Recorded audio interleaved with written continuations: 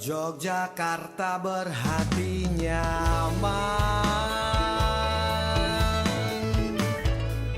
bersih, sehat, indah, dan nyaman. Kota budaya, pusat budaya bangsa, kota pelajar, gudangnya orang pintar. Ya, Yogyakarta selalu penuh cerita dan memiliki tempat di hati kita semua. Daerah istimewa yang terletak di bagian tengah Pulau Jawa ini merupakan pusat pemerintahan dan kegiatan perekonomian seperti sektor industri, perdagangan, koperasi dan UMKM, hingga pariwisata. Yogyakarta selalu menawarkan keramahan yang tidak dapat kita temukan di tempat lain. Suasananya, keramahan penduduknya, hingga kebudayaan dan adat istiadat yang berbalut menjadi satu dalam romantika Yogyakarta. Bagaimana kita menikmati Malioboro dengan pesonanya di malam hari, asyik bercerita dengan kawan sambil mendengar nyanyian penyanyi jalanan. Bahkan, angkringan sampai larut malam pun menciptakan berjuta kenangan. Daerah mana lagi yang penduduknya selalu menyapa ramah setiap pendatang selain Yogyakarta?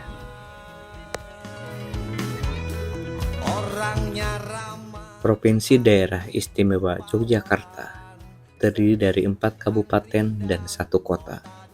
Terdiri dari 78 kapanewon atau kementerian, 46 kelurahan, dan 392 desa atau kalurahan. Beruntungnya kami berkesempatan mengunjungi salah satu kalurahan yang terletak di Kapanewon Sewon, Kabupaten Bantul, desa atau Kalurahan Panggung Harjo. Kalurahan Panggung Harjo merupakan kawasan aglomerasi perkotaan Yogyakarta yang merupakan kawasan strategis ekonomi. Pemerintah Kelurahan Panggung Harjo berkeinginan mewujudkan kehidupan mandiri dan berkesejahteraan dalam kehidupan yang demokratis dengan menyelenggarakan pemerintahan yang bersih, transparan, dan bertanggung jawab.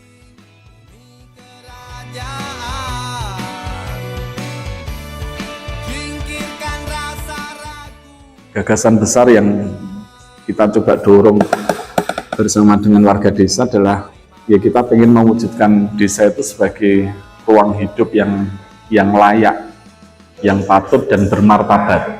Gitu ya. Yang ruang hidup yang layak, yang patut dan bermartabat bagi semua warga desa. Kita mendefinisikan kesejahteraan itu 3 hal terkait dengan aspek ekonomi. Yang 1 hal lain itu terkait dengan kepuasan hidup sebenarnya, atau kebahagiaan hidup. Jadi kita berharap sih ya semua warga desa, gitu, setiap keluarga itu harus punya tabungan. Setiap keluarga harus punya jaminan hari tua, setiap keluarga harus punya jaminan kesehatan, serta indeks kebahagiaannya meningkat. Yang kita lakukan itu kan digerakkan oleh satu visi, yang kita sebut sebagai visi kemandirian. Jadi visi kemandirian Desa Panggung Harjo itu secara lengkap itu kan menyelenggarakan pemerintahan desa yang bersih, transparan, dan bertanggung jawab dalam rangka untuk mewujudkan masyarakat Desa Panggung Harjo yang demokratis, mandiri, dan sejahtera, serta berkesadaran lingkungan.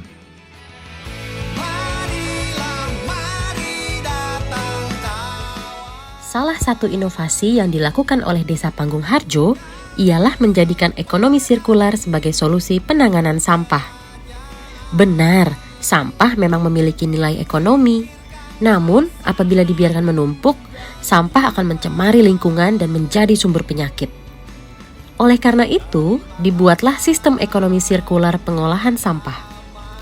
Melalui sistem ekonomi sirkular ini, sampah diolah kembali dengan sistem ramah lingkungan untuk meminimalisasi limbah dengan memulihkan dan menggunakan kembali produk agar menghasilkan nilai ekonomi. Dengan melibatkan peran masyarakat, pemerintah Desa Panggung Harjo mengelola sampah warga dan menjadikannya sebagai sumber pemasukan bagi desa. sampah organik diubah menjadi pupuk, sedangkan sampah anorganik didaur ulang menjadi barang-barang yang dibutuhkan oleh industri. Badan Usaha Milik Desa atau BUMDes Panggung Lestari merupakan badan usaha milik Desa Panggung Harjo yang saat berdiri tahun 2013 hanya memiliki satu unit usaha, yaitu Kupas, kelompok usaha pengelolaan sampah yang bergerak di bidang jasa pengelolaan lingkungan. Unit ini berawal dari sebuah keprihatinan terhadap semakin menurunnya tingkat kebersihan lingkungan yang disebabkan oleh semakin banyaknya volume sampah yang dihasilkan oleh masyarakat. Masalah ini kemudian membutuhkan penanganan yang serius. Namun, tidak hanya bermanfaat dalam pengelolaan lingkungan. Dengan kemampuan usaha tersebut, BUMDes Panggung Lestari melalui unit Kupas telah membuka lapangan kerja langsung dengan memberdayakan masyarakat Desa Panggung Harjo setidaknya sebanyak 25 orang. Kupas ini sebenarnya adalah sebuah unit usaha yang emang dibentuk pada 2013, yaitu kan awal mula pendiriannya BUMDes. Nah, ini kenapa sih salah satu unit usahanya yang pertama adalah pengelolaan sampah, terus di mana BUMDes itu sendiri juga latar belakangnya pendirian BUMDes adalah pemberdayaan untuk masyarakat khususnya di Panggung Harjo gitu. Kupas adalah kelompok usaha pengelolaan sampah. Nah, itu dulu hanya menggunakan dana desa itu, investasi desa itu 37 juta untuk membangun pengelolaan sampah itu sendiri gitu. Dengan catatan untuk membeli alat sama kendaraan itu loh, kendaraan roda 3, sama belum punya karyawan sama sekali. Jadi Pak Lurah itu kadang setiap seminggu sekali membantu untuk pengambilan sampah. Sejuk dan rindang, kota di dalam taman. Jadi dari 2013 sampai 2019 masih tergantung dengan TPA. Setelah 2019 kita berpikir gimana caranya untuk mengolah sampah menjadi produk intermediate gitu. Jadi produk intermediate itu yang sasarannya ada 4, yaitu rosok. Rosok itu sampah yang mempunyai nilai jual tinggi, entah itu plastik, logam, kertas. Terus habis itu ada juga termoplas. Termoplas adalah sampah yang tidak ada nilainya tapi dikaji ulang. Terus gimana caranya ada inovasi dari sampah plastik dan ada nilai jualnya. Itu termoplas itu kayak bungkus mie instan atau kopi, itu yang biasanya kalau di sini jadi komposit atau seperti batang kayu gitu. Harus pemberdayaan tuh, jadi Pak Lurah itu pengen gimana caranya masyarakat yang di sini di Panggung Harjo itu lebih berdaya, dengan catatan mereka itu kan minim pendidikan, minim pengalaman, terus ada juga yang wanita sudah usia non produktif juga masih bekerja, janda seperti itu. Jadi kalau ibaratnya kalau di luar itu tidak laku, karena mesti kalau pekerjaan di luar kan harus ijazahmu apa, terus pengalamanmu apa, terus kamu minta gaji berapa. Kalau di sini tidak, kamu mau bekerja atau tidak gitu.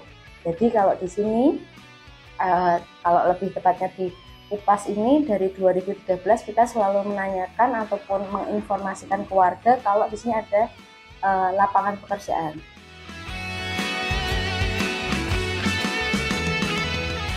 Di sampahan itu sebuah misteri, banyak misterinya di situ. Ya, kita jadi kenal orang-orang yang notabene orang-orang, kalau boleh dibilang orang-orang buangan, orang-orang jalanan, demikian. Tapi kemudian mereka mampu menunjukkan bahwa dia tuh bisa bekerja. Itu menjadi satu kebanggaan tersendiri buat saya. Bisa merangkul mereka, kemudian membina mereka, mereka bisa bekerja dengan sesuai dengan SOP. Ya. Tak hanya pada unit pengelolaan sampah saja, pemerintah Desa Panggung Harjo mengedepankan pemberdayaan masyarakat desa untuk bekerja dan mencari nafkah di Kampung Mataraman, salah satu unit usaha BUMDes Panggung Lestari dalam bidang pariwisata.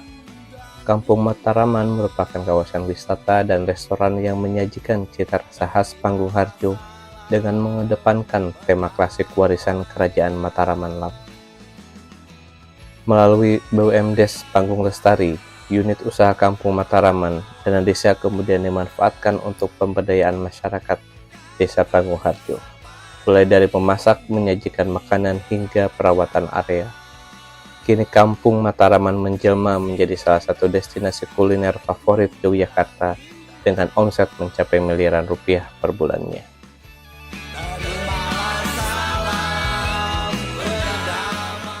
Dibilang desa tapi dekat kota.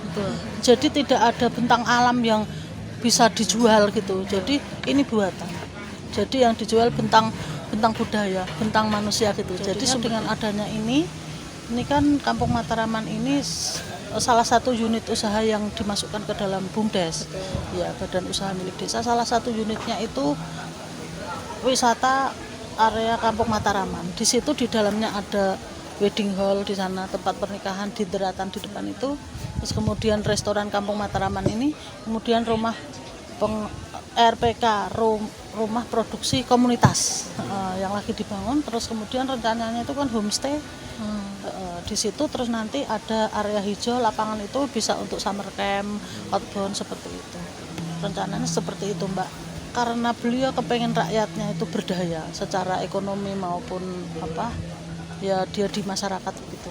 Makanya dibikinlah Kampung Mataraman ini, konsepnya pokoknya intinya itu pemberdayaan. Konsennya ke kaum rentan. Jadi anak kepala rumah tangga, ibu kepala rumah tangga, terus kemudian putus sekolah. Jadi mereka itu ada yang tidak bisa baca tulis, lulus kelas 2 SD. Jadi kita semangati untuk ikut kejar paket sehingga sekarang udah lulus SMP. Alhamdulillah. Ada yang pecandu narkoba, masih rehabilitasi, kita juga terima, nggak apa-apa, oke. Terus kemudian ya, kalau tatoan gimana Bu? Nggak apa-apa, kalau tatoan nggak diterima kerja di mana, nanti dia jadi apa di masyarakat. Serba murah, mudah dan aman. Orangnya Masih banyak yang dapat kita pelajari dari Desa Panggung Harjo. Sebuah desa kecil yang terletak cukup jauh dari ibu kota negara kita. Cita-cita mulia pembangunan berkelanjutan mereka wujudkan ke dalam program-program desa yang efektif untuk memastikan pembangunan tersebut dapat dirasakan oleh seluruh masyarakat desa. Pemerintah desa menyadari bahwa sesungguhnya pembangunan berkelanjutan merupakan upaya menyeimbangkan isu ekonomi agar menjadi selaras dengan nilai-nilai sosial, lingkungan, dan adat istiadat, juga kebudayaan. Komitmen pemerintah desa Panggung Harjo dalam menyejahterakan warganya selaras dengan komitmen nasional, bahkan global, yaitu menjaga agar semangat kearifan lokal tidak tergerus arus modernisasi pembangunan. Maka tidaklah mengherankan jika hingga kini Desa Panggung Harjo berhasil memperoleh beberapa predikat juara, desa terbaik, desa anti korupsi, dan masih banyak lagi. Semangat membangun yang digelorakan oleh pemerintah Desa Panggung Harjo diharapkan dapat menjadi contoh bagi desa-desa lain di seluruh Indonesia, agar tidak hanya sekedar mendahulukan pemenuhan teknologi, namun memastikan bahwa teknologi tersebut tepat guna bagi masyarakat desa. Kita punya satu pedoman lagi dalam menjalankan bisnisnya BUMDes. Yang pertama kita lakukan itu kita membangun infrastruktur politiknya dulu. Dari sisi regulasi itu apakah kita sudah sesuai dengan tata aturannya atau belum, kayak gitu dan lain sebagainya. Kita harus membangun infrastruktur itu dulu, infrastruktur politiknya. Setelah infrastruktur politiknya ini berjalan, langkah yang kedua yang kita lakukan yaitu membangun infrastruktur sosialnya. Apakah unit bisnis ini diterima oleh masyarakat atau tidak, memang bermanfaat bagi masyarakat atau tidak, dan lain sebagainya. Itu yang kita hitung, yang kita ukur, yang kita identifikasi kayak gitu. Baru yang ketiga kita ngomongin soal infrastruktur ekonominya. Baru setelah 3 infrastruktur ini kebangun, muncullah infrastruktur teknologi. Nah ini biasanya kebalik, Mbak.